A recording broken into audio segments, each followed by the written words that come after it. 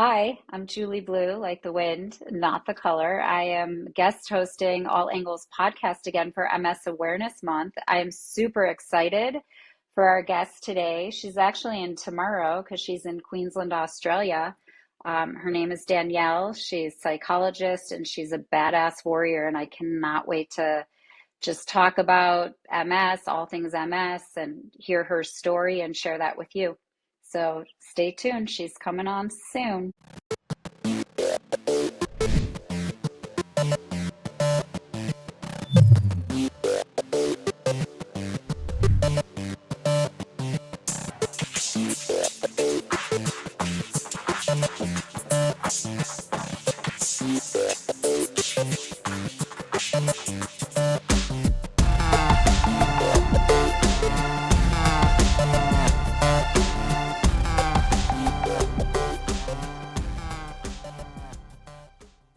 Hey there, welcome from tomorrow. You're in Wednesday in Queensland, Australia, and I'm here in Arizona on Tuesday evening.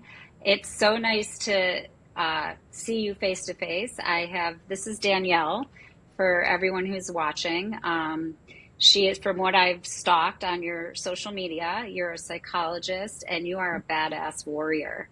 No So doubt. I read that you were diagnosed about 5 years ago Mhm. um, in 2020. And from what I could see, it was pretty rough at the beginning, and you've come a long way. So, will you please tell our listeners your story? That's why you're here. It's MS Awareness Month, and we're just speaking with some warriors, and I'm just honored to be able to chit chat with you and welcome you aboard. And yeah, so, floor is yours.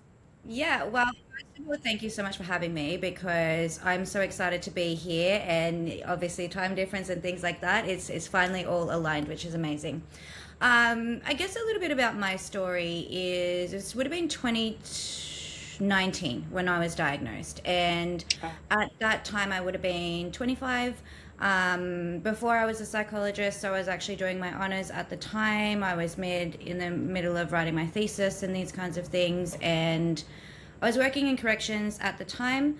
So I worked at juvie in Australia. I'd been there probably about 3 years, so quite a high like stress environment and that kind of thing, and obviously with uni and anyway, I was talking to my mum, who's a nurse, and I said to her, I was like, oh, my vision's really blurry, and I was like super stressed, and I was like, what do you think about that? And she's like, probably nothing, but you're not too young to have a stroke, so if your face drops, go straight to the hospital. And I was like, okay, didn't really think much of it.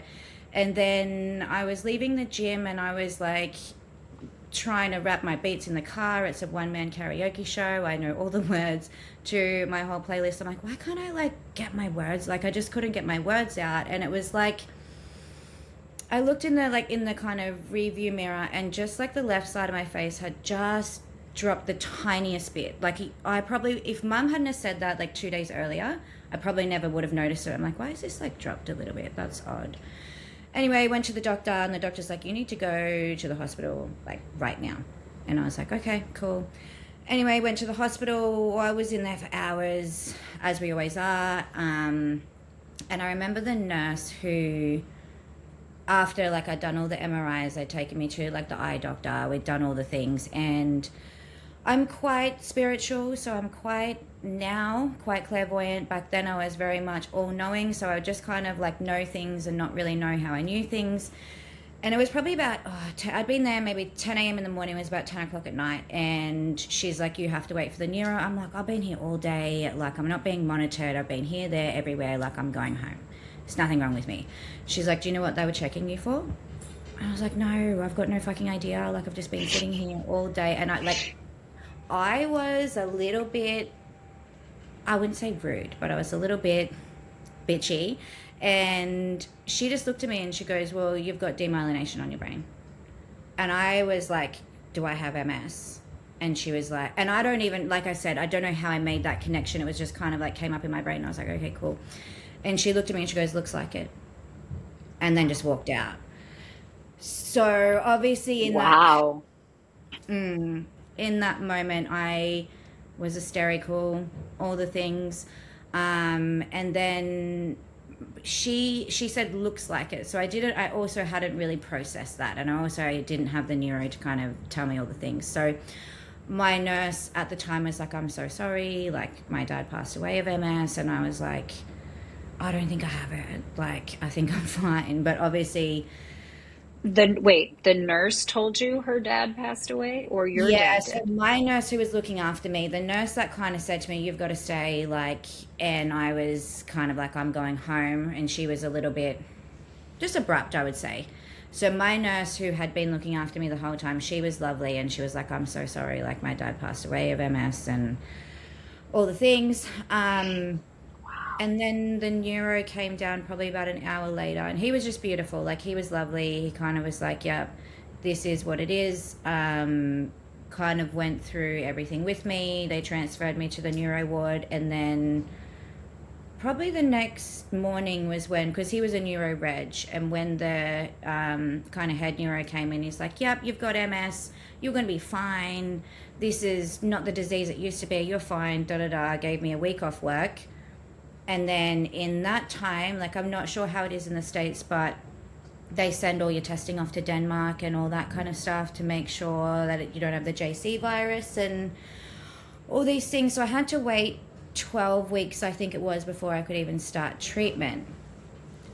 Wow. And yeah, so then within that 12 weeks, probably like as you've seen on my Instagram and stuff, that's when I couldn't walk, I couldn't shower myself, I couldn't dress myself. I was like, not good. And I think, I don't know, for me, the stress of the diagnosis of not knowing what I know now, obviously, that was very stressful, of course, right? So there was all this kind of stress that then obviously worsened the symptoms. And it actually ended Can up. I ask you a question? Did they didn't put you, they didn't give you a round of steroids after Yes. you, oh, So they did. sorry. They Okay. did the steroids. So we did, it was supposed to be 3 days of the methylpred steroids, but then after the second day, the neuro's like, you're fine, you can go. And I was like, Okay. okay, sweet.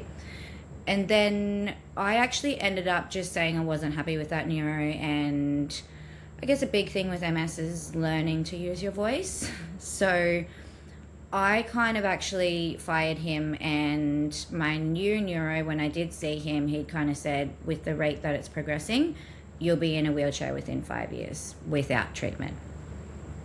Wow. Yeah. That's So, frightening to hear. yeah, absolutely. So did So, you end up going on treatment? yeah. So then I chose, because at the time I was 25, can't wait to have babies, all the things.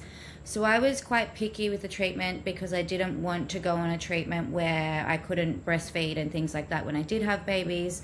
So I went on the Lemtrada treatment, which is similar to kind of form of chemo where it kind of kills off all your white blood cells. So then when you regenerate, it's not in your brain anymore. Like your immune system's not attacking. That worked really, really well because I had 5 days of that treatment the first year, 3 days the second year, no flare-ups until last year that I kind of went into another flare-up. There was new lesions and that kind of thing, and I'm kind of under two neuros at the moment. So my original neuro and another girl, she's lovely, and she'd kind of said, this neuro is like, he's really, really big in the field for his research and that kind of thing. And she's like, look, he loves Lemtrada, but for her, she's like, we can do that, but we do that and we'll be back here again in 2 or 3 years doing the same Okay. thing. So now I'm on Ocrevus, so every 6 months for that one. So so far, so I just got all my MRI results back, so everything's all stable at the moment and feeling good. That's that's good to hear. So how long have you been on Ocrevus? I started, this would have been my second dose just last week, so I only 6 months. Okay, but you're reacting well to it and Yeah. you feel good Yeah. on it, and I saw you like to strength train. You're badass.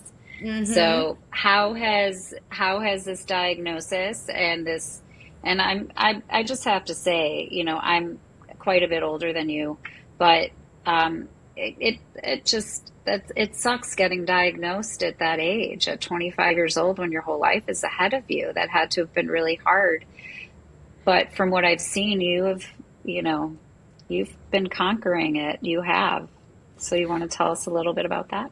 Thank you. And I think, like, honestly, for me, in obviously not the first stages of diagnosis, so for anyone that's kind of watching this, and obviously it takes a little while for us to get to the point where we can kind of work with MS rather than it being such a big kind of like slap in the face. It was really difficult when I was first diagnosed. Like, I very much went into kind of a big shutdown, and I just pretty much cut everyone out, and I just needed to do what I needed to do at that time.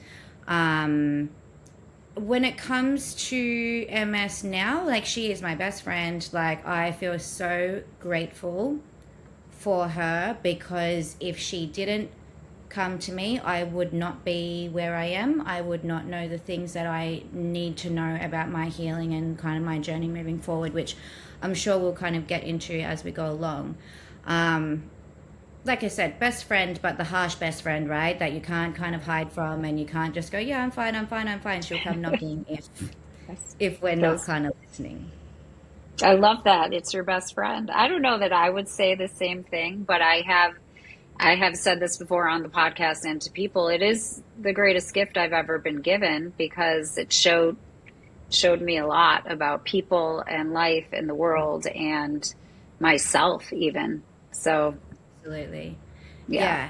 Yeah. I think that's one of the biggest things, like when we do kind of get sent like a chronic illness or something, it's we become a whole different person. We see the world in a whole different view. We see people, family, friends, colleagues, like in a very, very different view, which sometimes can be really hard to kind of deal with as well. And that grief around losing people as we move through the illness and the stages and that kind of thing as well. But I guess back to your kind of original question about training and things like that, for me, when I've always been like very like healthy and active and that kind of thing. I was probably a big cardio rat before I started with like what was happening with my body with MS and that kind of thing. So I feel like as well it's been interesting to kind of follow the journey, because when I used to do a lot of like aerobic classes and things like that, and then when I was diagnosed, I kind of lost all my confidence, obviously, because I couldn't walk and those kinds of things, and falling over and all the like the tremors and that kind of thing. It was very scary being back in a gym, like horrifically scary. And at the time I kind of had my first PT, and the most beautiful man, and he had a very holistic approach. So he did a lot of like primal movement and those kinds of things. So we kind of went in between strength training, cardio training, primal movements, and it was very much like, and he always taught me, whenever we found like a sticky bit in my brain, so something wasn't quite connecting, we were going to work that and work that and work that to kind of create those new neural pathways. So I guess I feel like he was kind of sent to me in that time where I needed that kind of training and I needed that kind of support. And then he was from New Zealand. He was from New Zealand.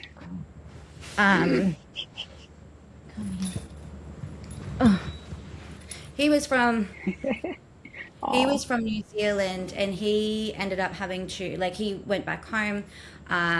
So then I got another PT. Again, she was amazing, and she kind of got me on that next journey, I guess, of strength training. And then she ended up getting pregnant, and then I went to an online coach where I kind of really had that confidence now to be able to train by myself and that kind of thing. And I guess now it's predominantly just strength training, and I think that has worked so well for me because I'm able to, again, find those sticky bits in my brain and keep kind of pushing those new neural pathways. Also do love a good yoga session, that kind of thing as well. So I think stretching has been like a really important thing for me as well, just in being able to keep that mobility, keep that strength. And I was talking to my fiance because he's a remedial masseuse, and the last kind of MRIs, not these recent ones, the ones before that, I've kind of got all of these bulging discs in my spine, I've got lesions in my spine, I've got all this kind of stuff going on. And my spinal physio, when he saw it, he was like, don't know how I'm looking at you and how I'm looking at this, but we're good. Everything is going well. And I was kind of talking to my partner about it, and he was like, I think it's because you're constantly so active. Like, if you weren't so active and so holistic, I guess, in the approach, I think it would be very different in how I feel or cope with life, I guess. Like feel worse because you're not as active? Yeah, I think Yeah. so. I mean, movement as so I've been a yoga instructor for 22 years. Yeah. Um, and I'm actually, well, I can't say this because then everyone will know before it happens. But um, so the movement, you getting back into that has made you feel better. You're not in a wheelchair. You're Yeah. walking. Are Hmm. you running? I'm not a runner, but I can run, but I'm definitely not a runner. But absolutely, I'm still running, I'm still walking, I'm still doing all the things. And you have this incredible job. How amazing is that? I mean, that your job is you help people. Yeah. That's amazing. And it is. And I think because when I was diagnosed, I was still I was in the middle of doing my thesis and those kinds of things. And I guess my mindset has always been very strong, which I think has been such a gift because it was like, no fucking way was MS going to take anything away from me. It was just like, yeah, I'm going to finish my thesis, I'm going to finish my degree. There's been roadblocks along the way, like I was finishing my honours in psych and I did get into my clinical masters, which I worked so hard for. At that point, I was too sick to start, so, and you can't kind of hold your place. So I ended up going the other way about that. So I did my internship rather than the extra study. But at the same time, like, big believer in everything happens for a reason. That was the best thing for me. Like, I learned so much. I probably changed the trajectory a little bit of my career in going that way rather than through masters, and yeah, it worked out incredible. It always does. I mean, life does work out, right? The way that it should sometimes. Yeah, absolutely. So, weather-wise, what's the weather like right now in Australia? And you have no idea how badly I want. It's like the one place I haven't been that I really, really, really want to visit. You've got to come. I'll be your tour guide. Honestly, it Sir, is I might take you up on that. absolutely always. It is stunning. So I live on the Gold Coast, quite kind of close to Surfers Paradise. So it's right now we're in autumn, so we're coming into our winter, but Gold Coast doesn't really have much of a winter. So Okay. we're probably like sitting at like 25, 28 degrees. Nice, no Okay. heat. So Um, it's mild weather for you right now.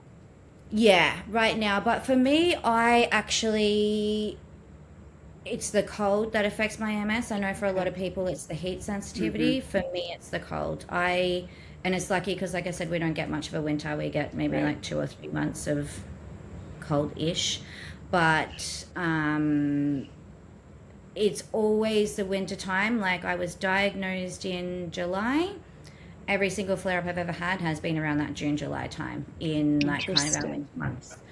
So I actually just did a post about this the other day on vitamin D levels and that kind of new research that there's a journal article done in 2025 looking at people's levels of vitamin D with MS, and when they were giving the control group like very high levels of vitamin D, it was showing that there was less disease activity, less progression. It was minimizing it by 1/3. And I'm like, that's crazy. For me, because I'm always in the sun and that kind of thing, my vitamin D levels are always quite high.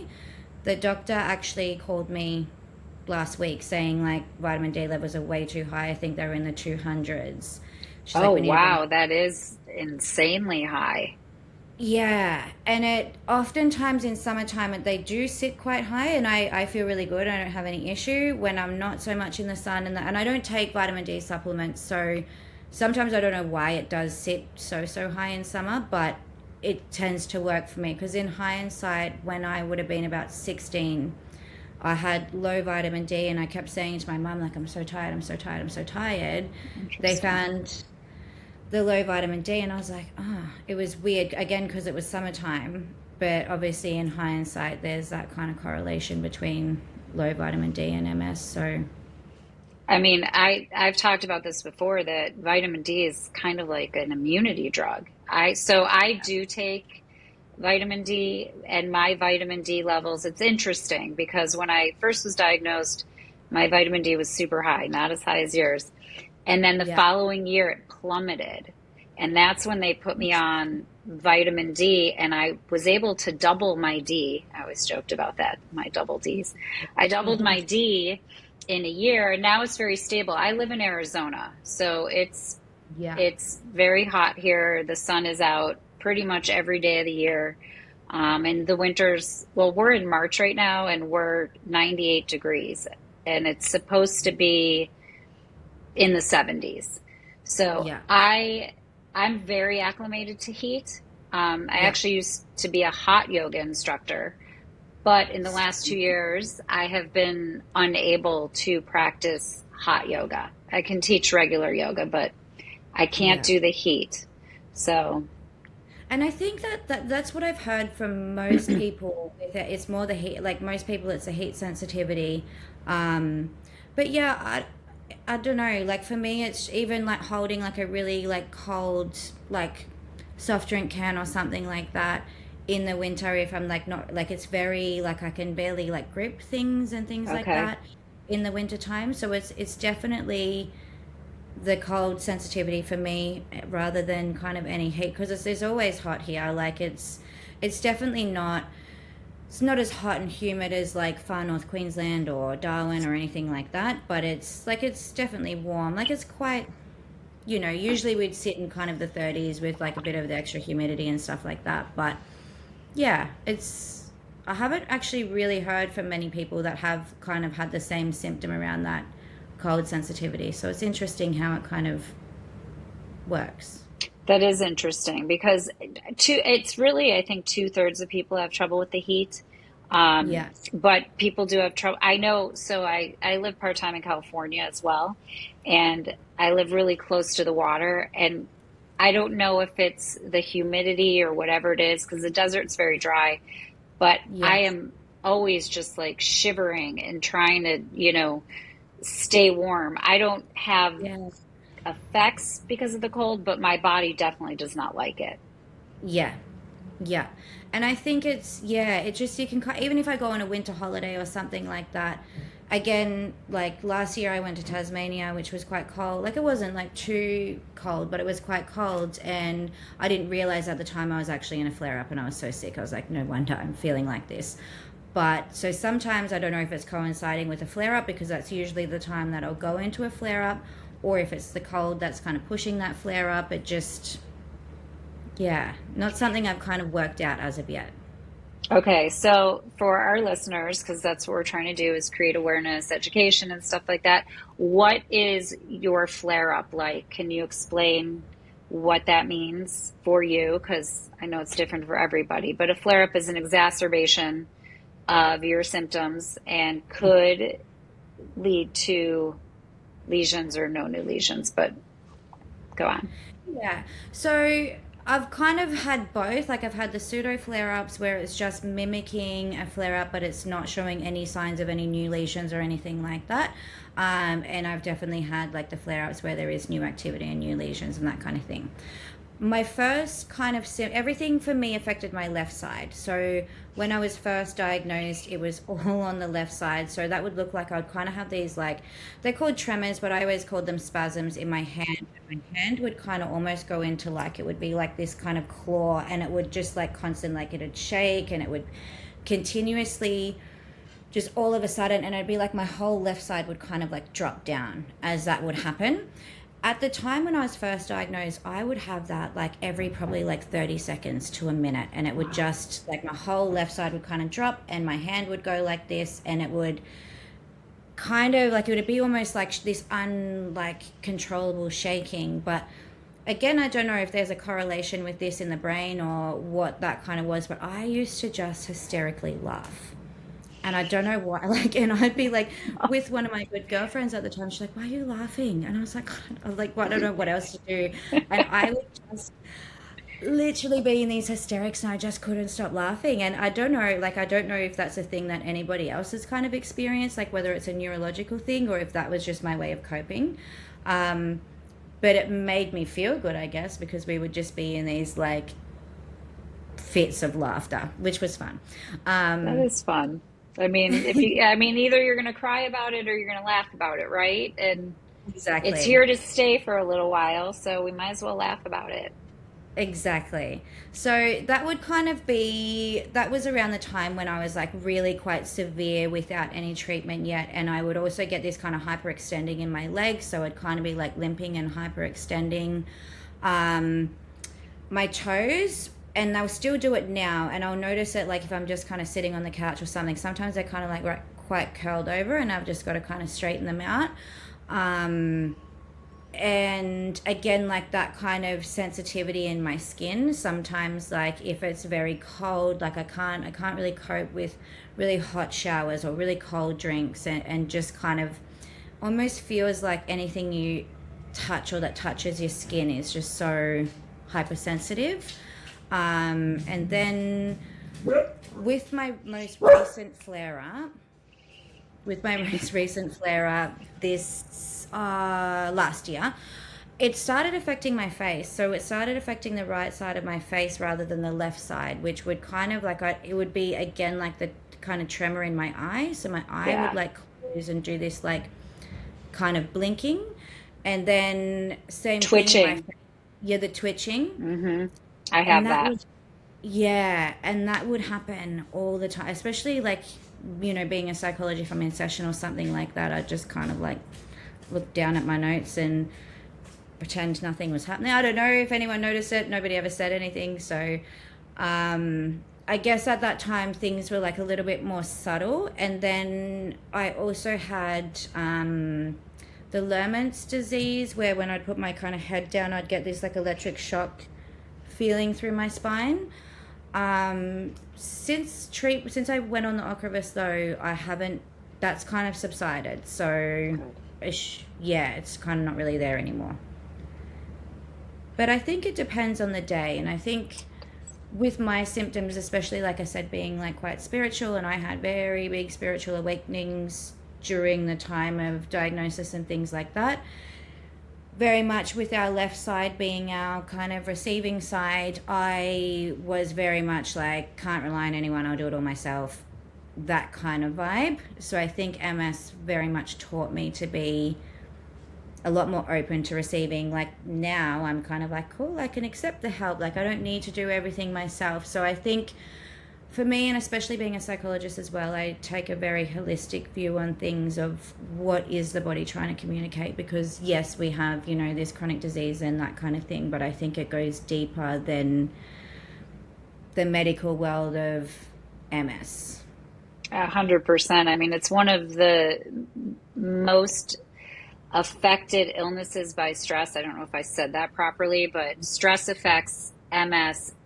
It can drastically affect MS and your symptoms. And it's funny because when I'm super stressed, that's when my eyes will start just like Yeah. twitching. And I try and close my eyes and meditate the twitching away. That's kind of what I do. But yeah, stress can bring out a lot of stuff. I want to ask you a question. Do you have any thoughts about how your MS might have been triggered? Like childhood stress? I mean, theories. Like, do you have any theories about how you were? Quite a few. I've got lots of theories on that. So the first one being that we'll kind of briefly go into this because I don't think this is the main one, but where I grew up was a very small country town, so we had like a lot of aerial spraying and that kind of thing happening. Growing up in the 90s, early 2000s, obviously regulations were a little bit different in the kind of pesticides and that kind of thing that we could use. So I think that could have been a bit of a contribute. Like I think for me, it was a perfect storm. So the town I grew up in, we had 950 people in that town. Wow. 6 of us girls, we were all about ranged about a year and 5 years in age. So 6 of us from that town, from the same primary school. So our primary school probably had like 150 kids. We were all diagnosed with MS. And I'm like, Wow. that's an interesting like hotspot. I'm like, I don't know if that has to do with whether it was something that reacted in our body with like a vaccine or something, if that was something to do with like area spraying or something within the town. I mean, it's an interesting correlation, 100%. Yeah, exactly. So I very mean, big. 6. In that small of a Yeah, town is, that's interesting. yeah. So I think there definitely needs to be some research one day into kind of what that hotspot kind of is and why. But for me, and I guess going back to when I said, like, you know, MS has been my best friend in showing me the things that I didn't know about myself. So I had a very traumatic childhood in terms of a lot of sexual abuse from a lot of the male's father in my life. I'm sorry. And I think that's where I always knew something, I guess maybe I always knew something had happened or certain feelings, but very disassociated. And in terms of like psychological terms, when we disassociate to that level of like completely blocking it, having no idea, it's dependent usually on either the age that the abuse started. So when we're very young in age, kind of like baby, toddler, because we can't do anything. We can't run away. We can't hide in a cupboard. We're stuck. And so the mind automatically goes to that kind of high level of disassociation, or the nature of the abuse. So I guess the spectrum of how bad the abuse was, how young you were when the abuse kind of started. So I guess without traumatizing the listeners, that kind of gives a bit of scope as to how bad it was and how young I was when that kind of started happening. Thank you. But I guess I'm not going to say I'm grateful for it, because of course I'm not, but it has also given me the perspective. It's made me the psychologist I am today. It has, I don't know, I always feel like I have such a big message to share around that lived experience as well, because I think that is paramount sometimes when we are, you know, working in these kind of industries and stuff, to kind of have that understanding of what people are going through or have gone through.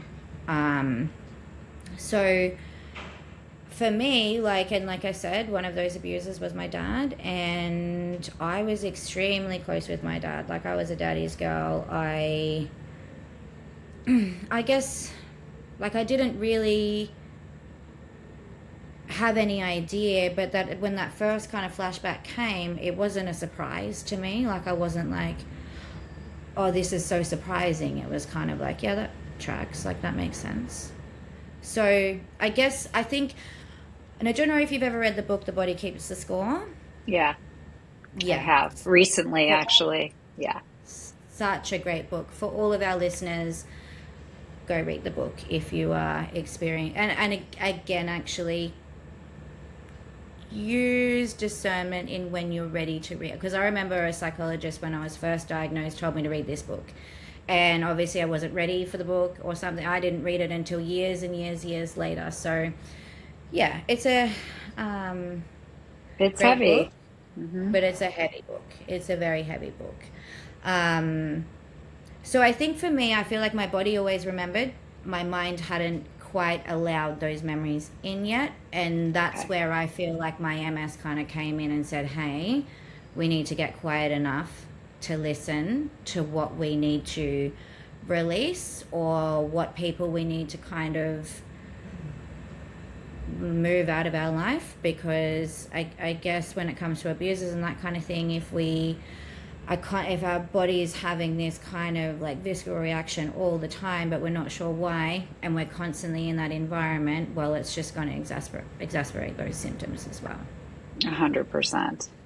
And I'm so sorry that you had to go through that.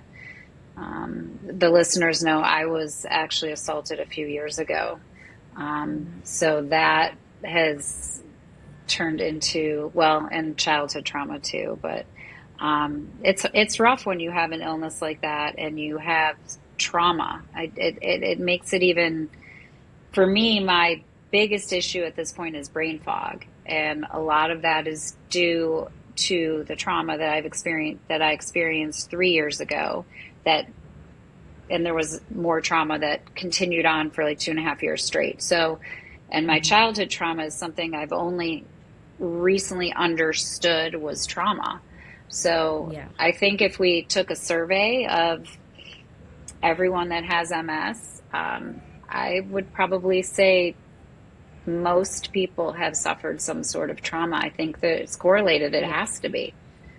100%. And I thank you for sharing that. And I'm so sorry that that happened to you too. And I do think that, and this is not I'm not dismissing that this happens to men or anything like that, because of course this happens to men and boys as well.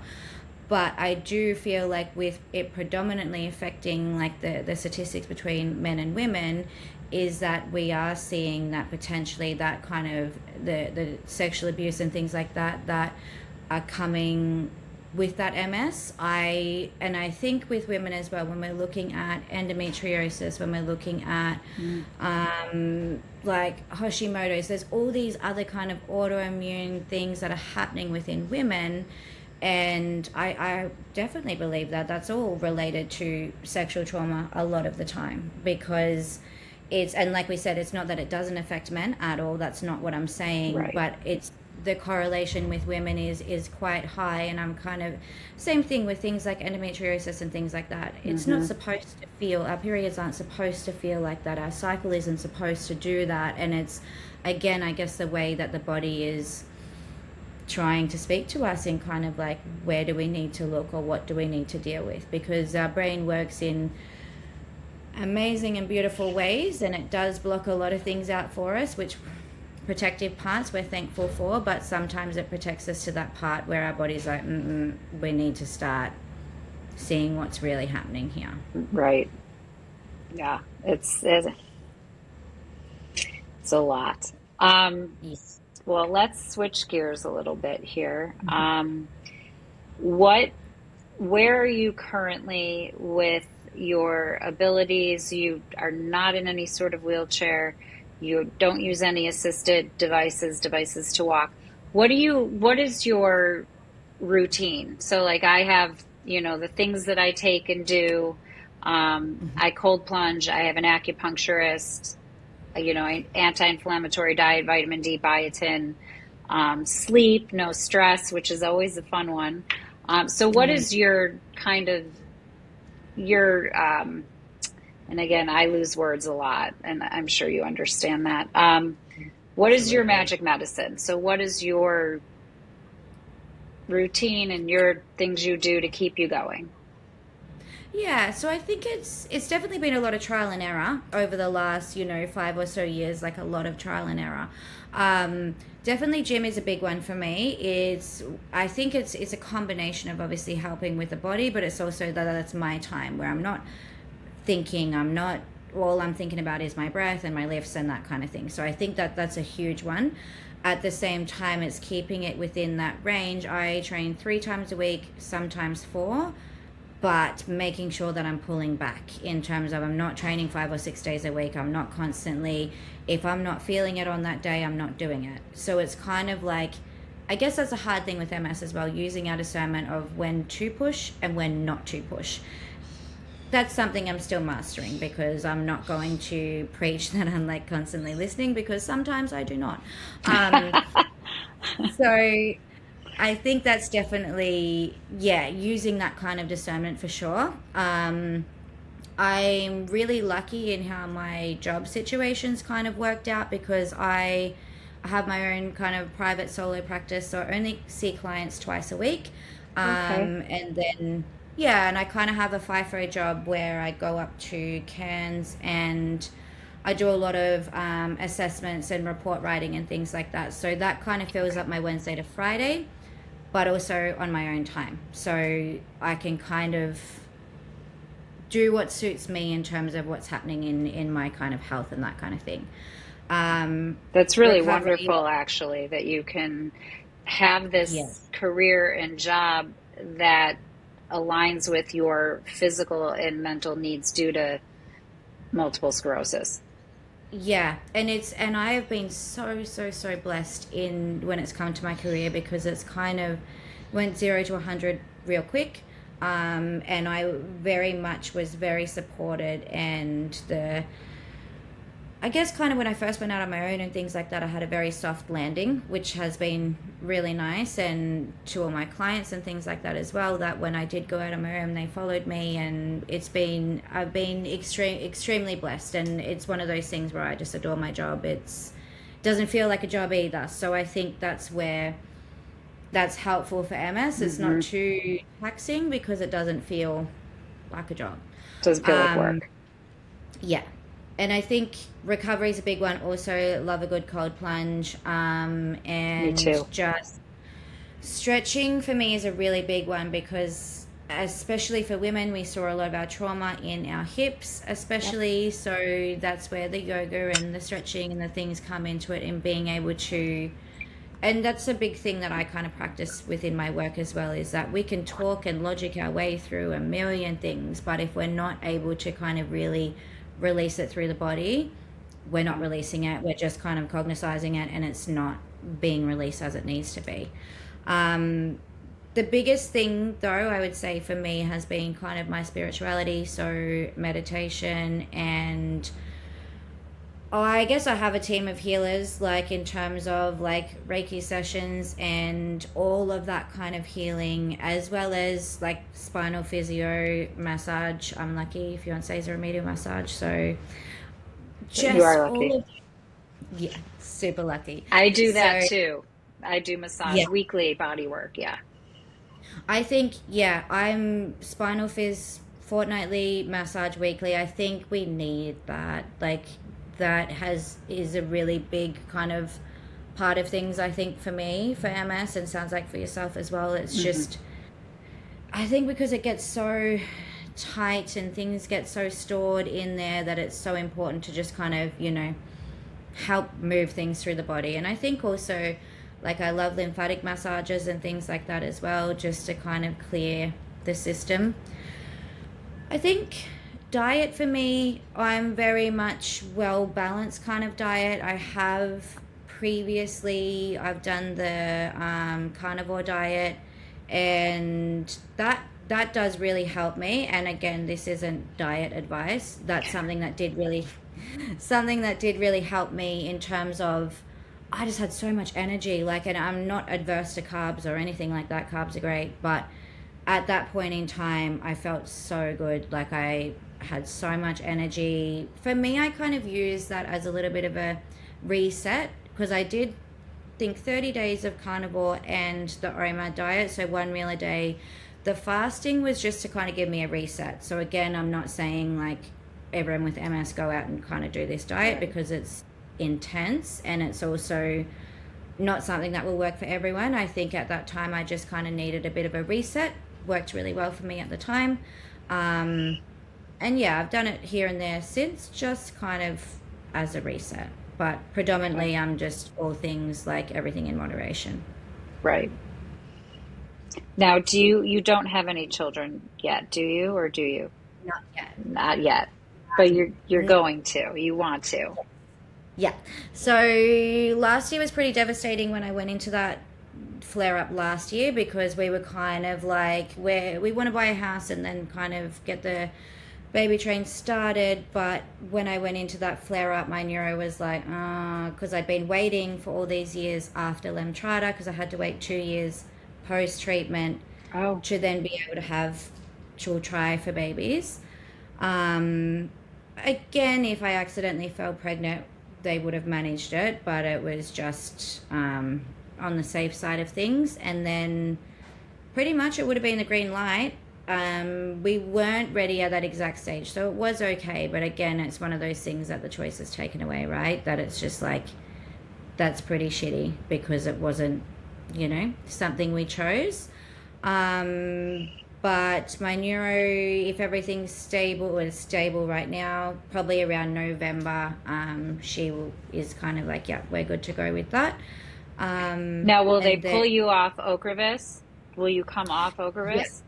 So while I'm pregnant, so when it'll kind of be a bit of planning around that in terms of when we do get pregnant, we'll stop treatment, or like if we say in November, that will be probably my third treatment in November. So then if we were then to start, it would be start trying maybe, I think it's about 3 months or so after the fact, just to make sure it's Okay. not still in the system. Then I wouldn't have any treatment while pregnant, and then once I'd had baby, I would go straight back on treatment, because my understanding is it's a good thing for MS when you're pregnant. It's quite That protective. that's what I've heard too, that you actually feel better when you're pregnant. And that's what I think it's something along the lines of, all the new hormones and like all of the babies growing and stuff, it's your immune system is no longer trying to attack itself, but you do have more risk of going into a flare-up after you have the baby. Okay. That's my understanding. So I think they kind of will put me straight back on treatment after I've had bub. But the new research, which is exciting now, because the reason why I guess I didn't kind of initially go for Ocrevus was because you couldn't breastfeed with it.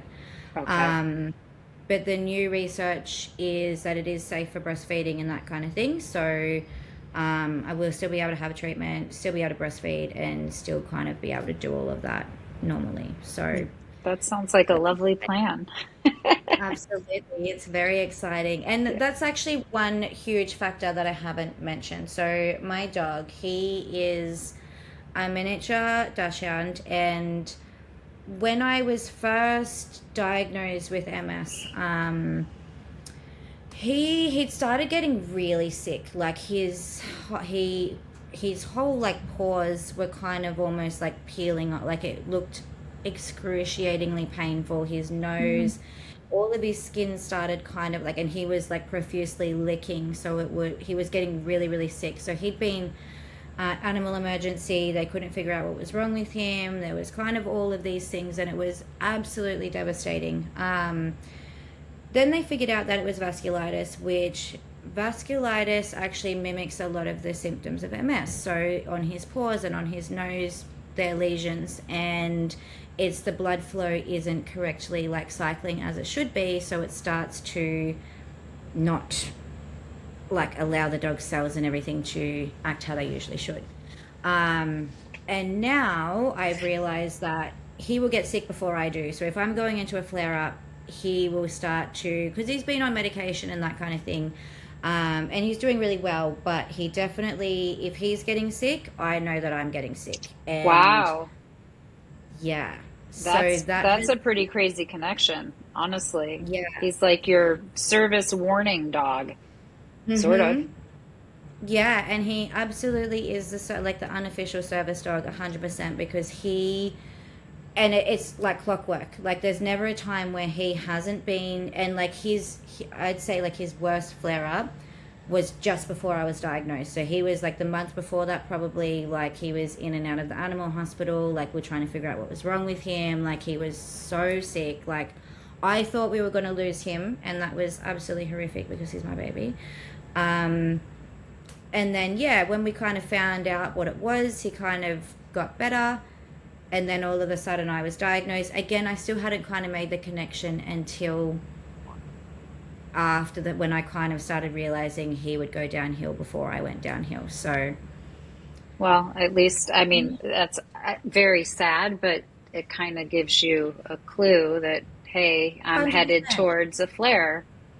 Yeah, absolutely. And now that we kind of are aware that that's what's happening for him, it's kind of like we can pick it in him and go, yep, he's kind of going a bit downhill. Does he need his medication again?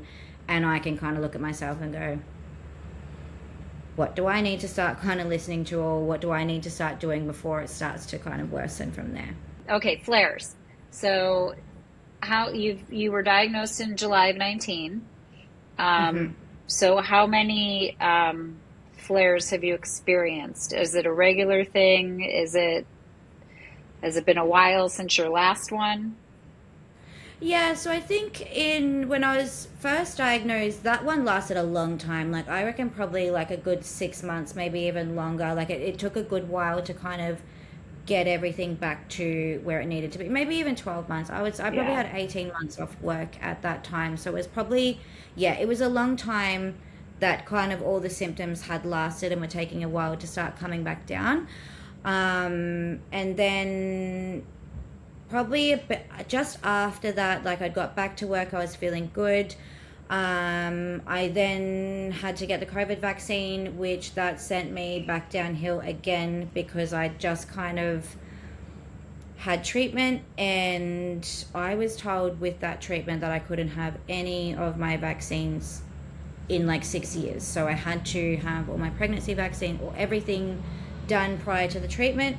Then all of a sudden, with where everything was at in the world, it was like, no, you have to have it. If you don't have the vaccine, you're not having a treatment. So I was kind of like, okay, cool, wheelchair or vaccine. So we got the vaccine, and that kind of sent me into another flare up again. And then I was pretty stable for a good while. Like, and that's probably another thing I should have mentioned. Naturopath has been life-saving for me as well, in just being able to check where everything's at and sort things out through the homeopathics and things like that. So then I was stable for a long time. Like it probably would have been, like I had the occasional pseudo flare-up, so nothing major and no new damage, more so just reacting to the winter and things like that. And then last year, so I would say 1, 2, 3, 4, probably all up 4 decent flare-ups, like 4. Okay. Decent, I don't know if that's a word. I mean, decent, you can use decent means it, Yeah. it showed up. It showed up and it did its job. It was a Yeah, decent one. I like that actually quite a bit. yeah, it That's was a funny. decent one. So 4 that probably like have created the new damage and that kind of thing. But last year's one, like I think, because last year is when I was kind of starting my solo practice. So everything, like there was a lot of stress, of course, like, starting your own business. And I was probably working like 7 days a week just in the business side of things and clients. And there was a lot going on anyway. But at that time, I guess I'm really in tune with my body. And I probably lost sight of that a little bit because I was so busy. And I wasn't as in tune as probably I should have been, and didn't notice. I don't know, maybe I noticed and maybe I didn't want to notice, and I just buried my head a little bit in the sand, which I guess is sometimes common. Yeah. It's a lot of Yeah, times common. yeah. And it's kind of like, I don't know if you feel this, but it's kind of like sometimes we'll get the little things and the little things, and you're just like, oh yeah, that's nothing. Or we'll put it down to something else, and then all of a sudden it's like, has to kind of smack us in the face to be like, okay, Mm-hmm. Yeah. this is legit now. Yeah, so I would say, like, I reckon for me, as soon as I go into a flare up, I usually have the steroids and then treatment. This time round, because I wasn't on treatment at the time, like we kind of had to do all the scans and everything, and then I went back in for treatment, and it probably only lasted maybe. The flare up, I reckon, lasted about 3 months, but it came under Oh, control pretty wow. quick. That's a long Pretty quick. time. Yeah, and I think, like I said, maybe not 3 months of it being like at that peak, but three Decent. months. Yeah, exactly. 3 months since you kind of start noticing all the things, and you're like, oh, it's nothing, and then you're like, oh, okay, this is decent now. Okay. Now we gotta look. Yeah. So do you get MRI'd yearly or bi-yearly or whatever that word would be? Yearly. So mine are yearly, provided everything's stable. The only time I would get them more frequently would be if, something had happened within that year. Something again that I was posting about on my page the other day, which I find Saw interesting, this. I is saw this. I know exactly what you're going to say because I saw this on your yeah. page. And I don't know, do they do like, I don't know if it's different in the States, because some people I think were commenting from Australia saying that they always get brain and spine. And other people are like, nah, they just do my brain. I'm like, it's weird because if we have lesions on our spine, why aren't they checking both? So I go I actually go every 2 years for MRIs for multiple reasons. My MS is physically stable, um, Hmm. but and I also pay out of pocket because Yeah. so it's a lot of money. And obviously, if something happens, like I had an emergency MRI last September, and that was just done here, but um, I sometimes, like this last appointment I just made for September or August, she's like, okay, we're going to do your brain and spine with contrast. I'm like, with and without. I'm like, well, why are you doing contrast? Because, I don't want the dye in me unless it's necessary. But yes, sometimes they've just done my brain and I do have lesions in my spine. So I don't understand it, honestly. Yeah, and I think I definitely need to ask my neuro this when I talk to her because the same thing with the contrast. I'm like, if I get it done at one hospital, they'll always use contrast. If I get it done at like a Q scan, kind of like a radiology kind of clinic, they won't use contrast. I'm like, I don't really understand I why. I think from what I think if it's like an emergency situation where they're checking, they will use dye, but not necessarily in your neurologist's office.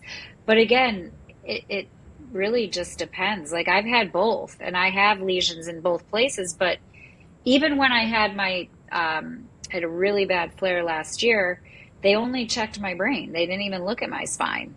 So, Well, and this is the whole thing that I never knew I had lesions on my spine because nobody ever told me that. So when I first got the first MRI, like the first time I was diagnosed or the first flare up, I should say, nobody said anything about anything on my spine because at that point there was nothing on my spine. And then when I kind of went into this new flare up and I was talking about that kind of Lermits thing where I get that like electric shock, they were like, oh, we've got to go back and check the spine because they'd only done the brain MRI.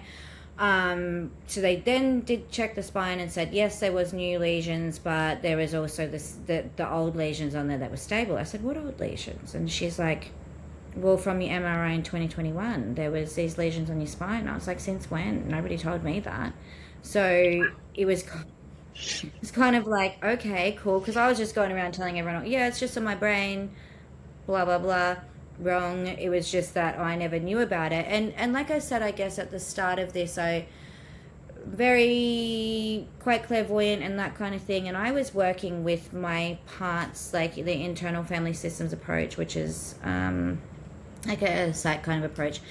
And I was working with one of my little parts and I could see these lesions on my spine. And then when they were like, no, there's nothing there, I was like, well, am I so fucking out of touch? Like, so that to me was not that I wanted there to be lesions on my right. spine, but I was like, well, how am I so out of touch? Because I've been meditating on this, I've been working through this, I've been working with this little part, and then you're telling me there's nothing there. So I guess in one way it was quite validating because I'm like, okay, I'm not actually out of touch with my body, but in the other way it was frustrating. Um, but in saying that, living in Australia, all of our healthcare is completely free. So our MRIs, our treatment, like I'm so blessed, like so blessed to be in this country where we're not out of pocket for anything. And I am $40,000 out of pocket a year because it, it's it's crazy, like literally Yeah. crazy. And the holistic. So I have a holistic Chinese doctor in California, and he is absolutely my miracle worker. He's Yeah. completely out of pocket, but again, and then my insurance premiums and my deductible, and that's why I spend every day tending to my health and wellness, literally every day. Like yesterday, I couldn't do the podcast because I traveled the day before and then I didn't sleep well, and I was just in one of those times Yeah. where I had to get horizontal. Um, Yeah. but I can I come live in your country? You have my favorite musical artist there Absolutely. too. Do you know John Come on. Butler? Do you know John Butler? No. You don't know John Butler? Sorry, we're going off completely off topic here. No, but that name sounds familiar, but I'm like, Well, he's well, he was actually born in California, but his mother's Australian. He's from Australia, and I love him. So look him up later. But look him up and come to Australia. Honestly, come I over am. because I'm coming and letting you show me around. And you the guide. I know John wanted me to show you something. So hold on really quick. Let me just grab it. So in talking about, obviously you have, it sounds like we're very similar in the way that we kind of treat ourselves like research projects, right? You pay attention. 100%. So when I first got diagnosed, my brain, as I like to say, took a permanent shit. So I bought a journal. I'm going to open it up again for the people. There's going to be a lot of stuff falling out of here. And there's the beginning. And in it are like symptoms and, bad words. You saw that bad word. Just everything. And I turned it into a book. That is amazing. So this book gets me kicked off the internet because, I'm naked. But amazing. It literally just, and I'm not a writer at all. Like I've never been a writer. I've never liked writing, but this illness kind of turned me into a writer.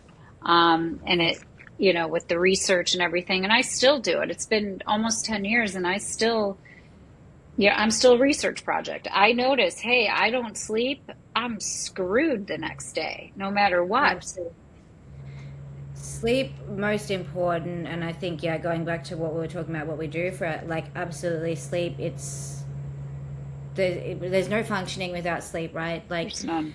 And I love that you've written that book because I feel like I had somebody from my Instagram page, and she messaged me yesterday, and she was just kind of she's like, I'm just so thankful for your page. It's changed my perspective of everything. And kind of, we were just having a chat, and it was like, she's like, I hope one day that you do conferences and teachings and stuff like that, because I would 100% come. And I was just saying about, I think we need so much more of this. Like, yes, we are our own research projects because it's lived experience. Sometimes we can, have doctors and that's great. Like, we're not saying that it's not, but at the same time, when you have the lived experience and you can really know from the inside out, this is what happens at this stage, or this is what's happening for me. It's so much more comforting, I think, sometimes to people.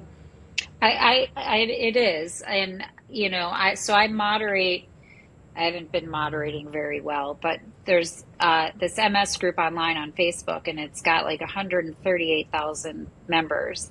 And it is, you see for people that aren't functioning as well as you and I are on a regular basis, they want to know that there's someone there to listen to them, that, there's someone that understands, even though they may be in a wheelchair and you're lifting weights and I'm handstanding, that we all share this unique but not so unique illness. Like, there's a whole group of symptoms, and we don't always all have the same symptoms at the same time, but it's understanding. And I do think it helps people that, I don't know, what'd you say? Not hide, but you said something, just keep it inside and they don't want to share it, but it helps seeing people like you and me. It does. And people reach out to me privately. Yeah.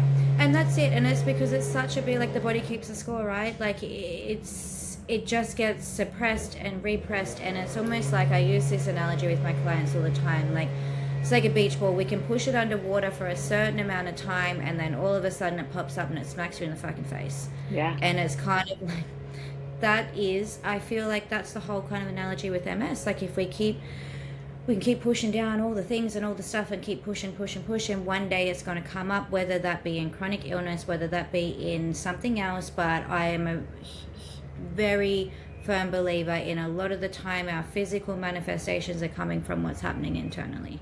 And trauma, and especially sexual trauma, and I mean, there's no way to explain that to somebody who has never experienced that, and you don't want anyone to experience that or even, but that sits very deep inside your body, in your soul. It really does. And It does. and I was diagnosed prior, but I also have other trauma from my childhood. And it's interesting because it's been coming out in the last few years since, I was first traumatized. And I have finally found a therapist that's helping me deal with the CPTSD and the multiple levels of brain fog because of trauma Yeah. and MS. Yeah. It's pretty intense. Absolutely. And I think it's hard because we kind of get the double whammy of like the trauma and the MS, and it's like we can't really treat one without treating the other. That Right. is kind of, that's what I feel is the very much we can't treat the MS without treating the trauma, and we can't treat the trauma without treating the MS. So it's kind of this constant like juggling act, I guess, of what needs more attention at that time. And we obviously don't want to push our bodies too hard either, that it just closes down and goes, this is too much, the psyche's not ready for it. So it's this really like intense kind of balancing act. And it's like anything, I guess, with MS, we try this, that was too much, we try this, that didn't work. It's kind of just that balancing Exactly. You act. just have to just figure out what works for you, what doesn't work for you. But you also, this internal, I have a lot of stuff going on internally, and it's really caused a lot of isolation for me. Mm-hmm. I don't know if you experience that as well. But, and we've talked about this before, is it's just, do you have any issues with being misunderstood by people around you?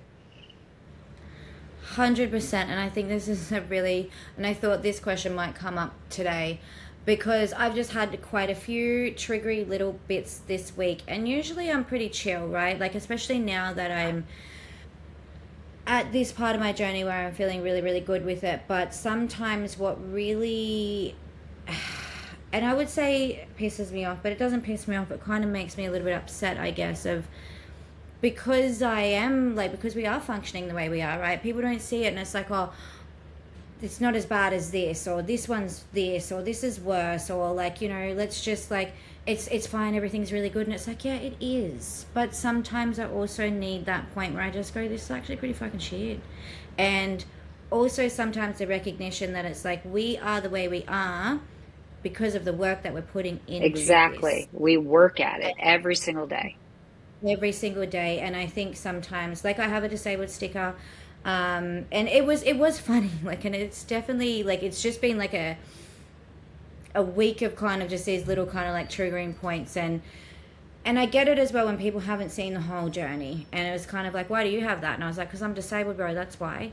Like, and it's just kind of like, sometimes it's at the time, like, I think that it's just more so like the little things that keep coming, because it's like people don't see the work behind the scenes of what we have to deal with and live with day in, day out. And obviously with the invisibility of it, it's like, yeah, but you look fine. It's like, cool, I don't feel Right. fine, but no worries. And then you're posting pictures and videos of you lifting weights, and I post pictures of me hanging upside down on one hand, and everyone's like, well, why are you not okay? I'm like, first of all, it's a picture.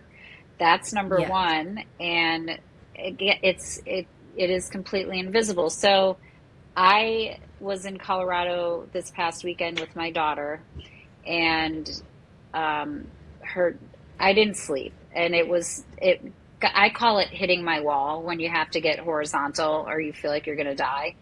And Yeah. I went to the airport and I requested a wheelchair. And not because I couldn't walk, but because if I walked, I don't know where that would have led me.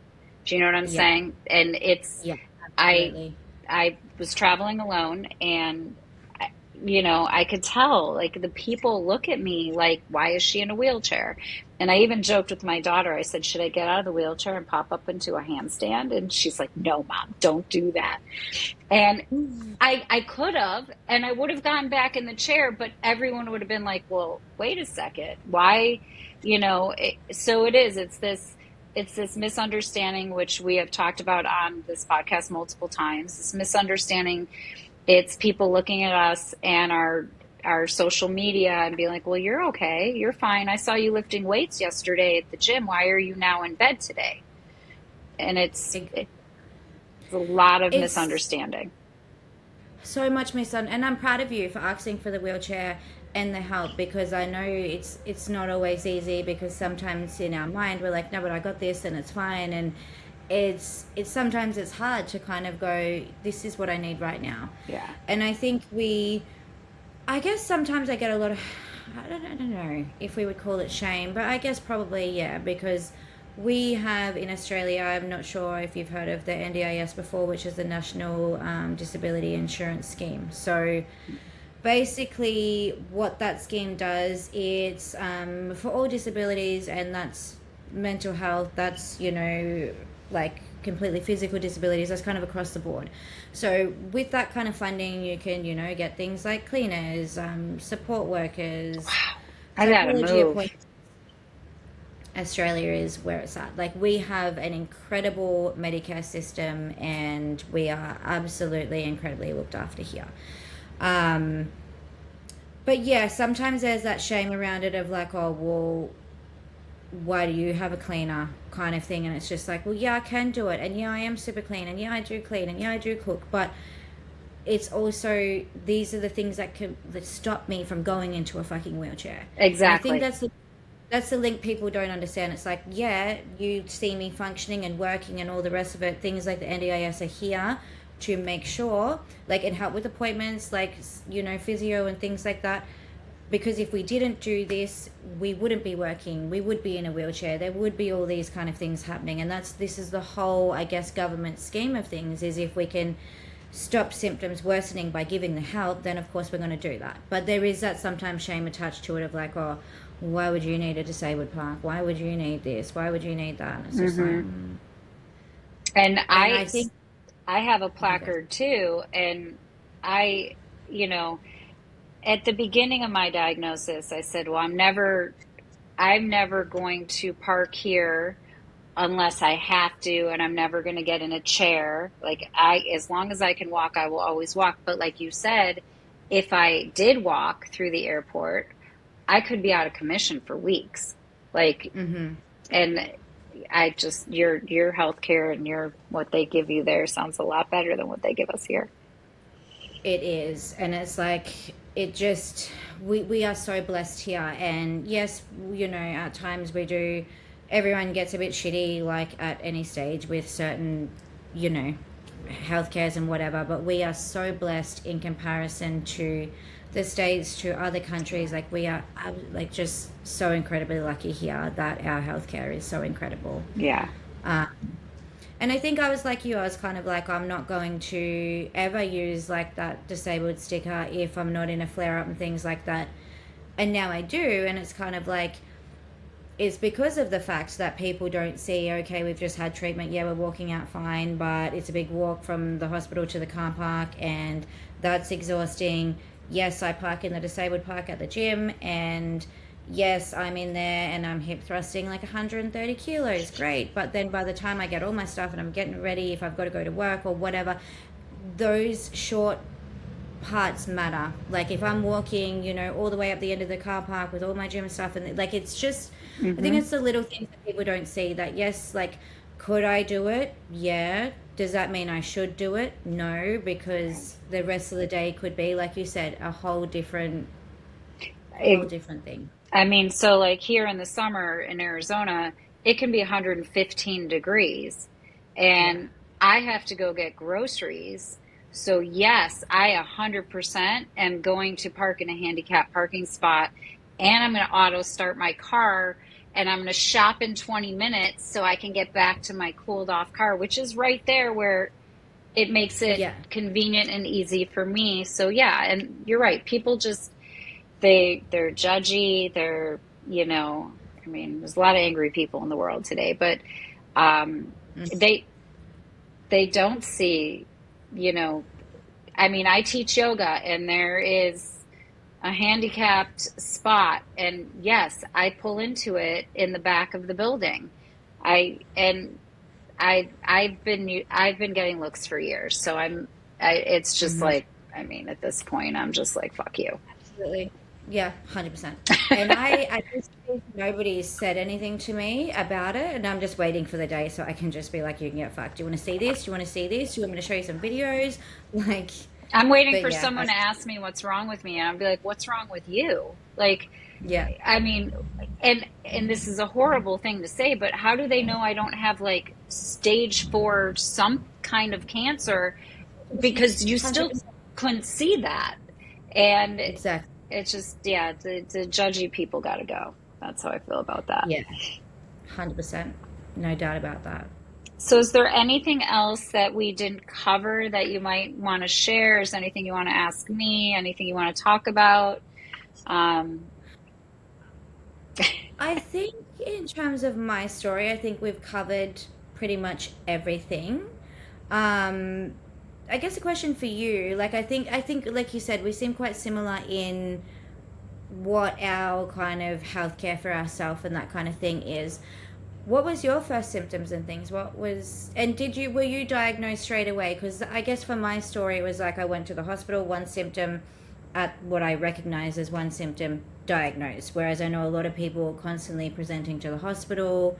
Was it like that for you, or was it? so I had actually gone in for a colonoscopy, and my daughter came. I was woken by my daughter, and when I asked why she was there, they said they couldn't wake you. So basically, and again, no, there's no proof to this, but the anesthesia, I believe, triggered an attack. A couple days later, I was dizzy. A couple days after that, I started having break. Do you want to grab him, or is he Yeah, sorry. good? No, don't be. My three-legged cat. Oh, she's right there. Can you guys see her? She's looking for her leg. I saw her in the background just before. I'm like, oh, she's so cute. She's missing a leg, so she's my little service, my three-legged service kitty. Bless. So I had dizzy spell. I had brain fog. I went running in the heat a week after, and my right leg stopped working. And then I started seeing the doctor. I went to the doctor, and he's like, "You're fine." They X-rayed my spine. They told me I was fine.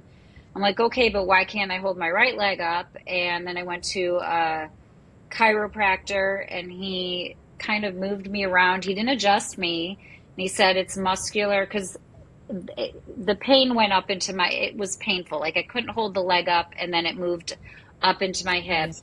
And so I took about 10 days off from running and practicing yoga. I was still teaching, and I went back to hot Yeah. yoga. When I got out of hot yoga, now my left arm was weird.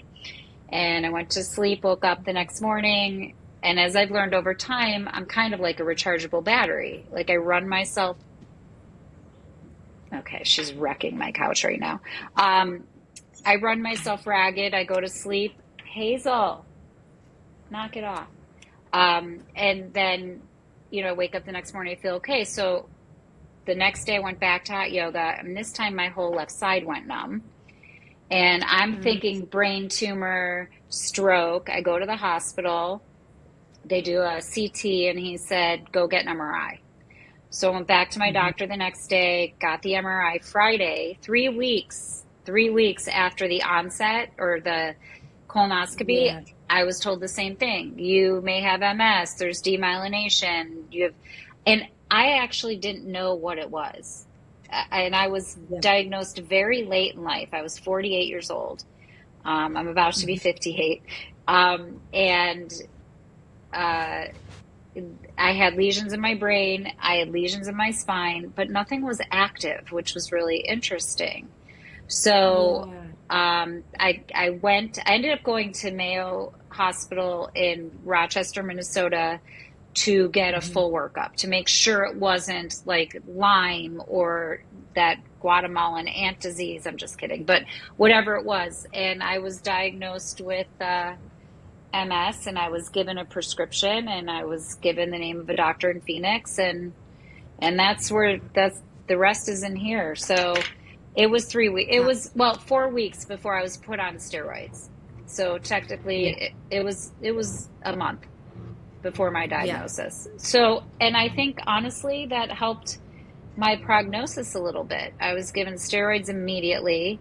Um, and I got home and I remember waking up the next morning and putting my running shoes on and realizing that wasn't happening.